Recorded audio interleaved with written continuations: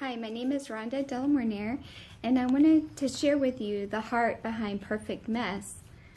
It started a few years ago when I was sick, and I'd had a stroke, and my whole life came to a screeching halt and quite literally just became a mess. I was in the hospital and had been in and out of the hospital for a couple of years at this point.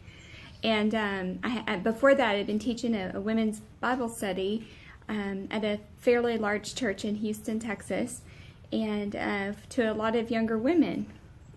One of these women came to see me on this particular day, and the same time she came in to see me, there was a physical therapist that came to see me and to come in to do my assessment. To be quite honest, I was pretty embarrassed. I did not want to do my assessment in front of the young lady that I had been a teacher to. And I still remember how embarrassed I felt because I had become a lot weaker than I had been before the stroke. It's still hard to talk about. But so that was a hard moment for me. It was really humbling, and the Lord was showing me a lot through that time. But it was beautiful, and as soon as she left, I just fell apart, and I just remember saying, God, why is this happening?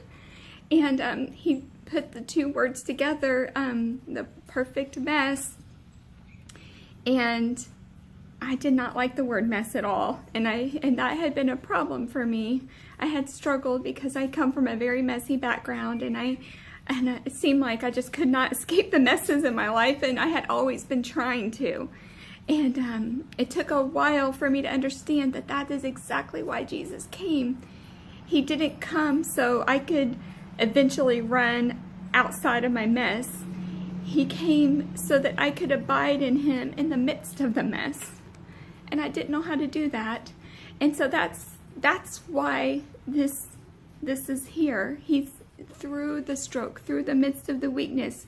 He's taught me how to abide with him in the midst of the mess. And in fact, it talks about this perfectly in 1 John 1:7, where it says, if we walk in the light right here, I'm out in the light right now, it's where you can perfectly see even the messiest things in ourselves and in the world.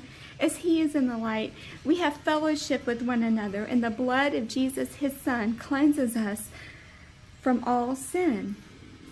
And so there is a place where it's safe and where we can not walk a life of perfection, but we can walk in the perfect love of the one who became a mess for us on the cross so that we could walk in the perfect love of God in this messy world. I'm so glad you're here, and I thank you for joining me on this perfectly messy journey we call life.